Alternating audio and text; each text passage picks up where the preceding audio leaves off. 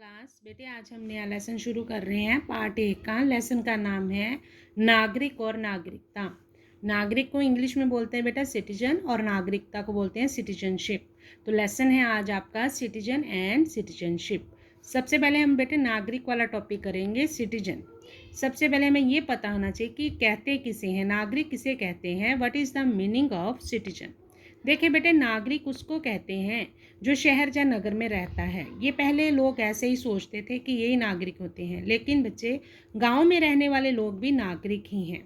आज जो नागरिक का अर्थ है बहुत बड़ा लिया जाने लगा है। हर एक वो व्यक्ति जो किसी राज्य का सदस्य है, राज्य के प्रति वफादारी रखता है। श्रद्धा मतलब वफादार है, और उससे राज्य का सदस्य होने के नाते उसे कुछ सामाजिक, आर्थिक और राजनीतिक अधिकार मिले हुए हैं, और उसे बदले में कुछ कर्तव्य निभाने पड़ते हैं। ये सारी बातें जब होती हैं तो उसे हम कहते हैं नागरिक।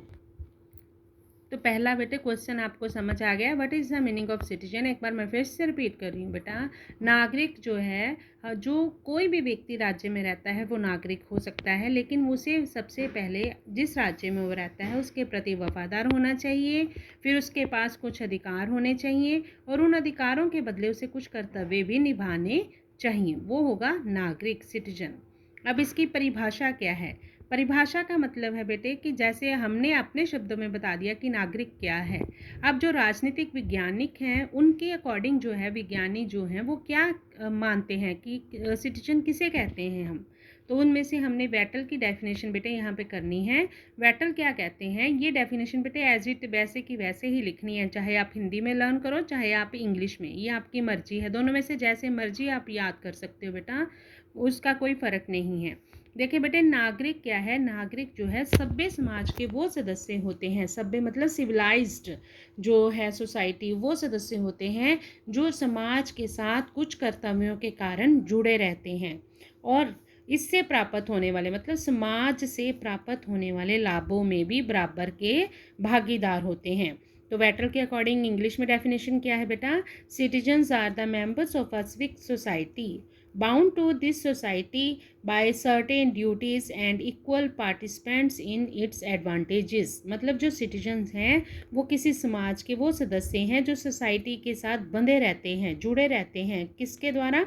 कुछ कर्तव्यों के द्वारा, ड्यूटीज़ के द्वारा, और फिर जो इसके एडवांटेजेस होते हैं, लाभ होते हैं, उसमें भी इक्वल पार्टिसिपेशन इनकी होती है। मतलब अगर राज्य को कोई फ़ायदा हो रहा है तो उसके नागरिकों को भी फ़ायदा होगा ही। ऐसे होते हैं नागरिक। अगर देश नुकसान में जा रहा है तो उसके नागरिक भी नुकसान में होंगे। नेचुरल है बेटे, जब इकोनॉमिकली देश वीक हो रहा है तो उसके नागरिकों पर इसका फ़र्क जरूर पड़ता है। नेक्स्ट क्वेश्चन है, नागरिक की विशेषताएं लिखें। फीचर्स ऑफ सिटीजन्स, फिर से वही बात है कि नागरिक होने के लिए उसे क्या क्या उस व्यक्ति के पास होना चाहिए। सबसे पहले क्या है, नागरिक के लिए किसी राज्य का सदस्य होना जरूरी होता है, मतलब किसी न किसी राज्य की सदस्यता उसके पास होनी चाहिए। सेकंड, वो अपने राज्य के प्रति वो वफादार हो, ये उसकी दूसरी विशेषता है। ज़रूरत पड़ने पर नागरिक को अपने देश के लिए या राज्य के लिए किसी भी तरह का बलिदान देने के लिए तैयार रहना चाहिए, वफादारी से कहते हैं बेटा।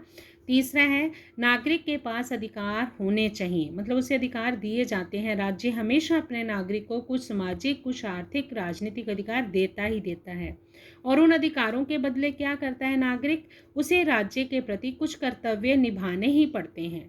और पांचवा क्या है, अच्छा नागरिक क्या होगा? केवल अपने हितों का ही ध्यान नहीं रखेगा, वो समाज में रहता हुआ सामाजिक कल्याण की भावना के अनुसार कार्य करता है।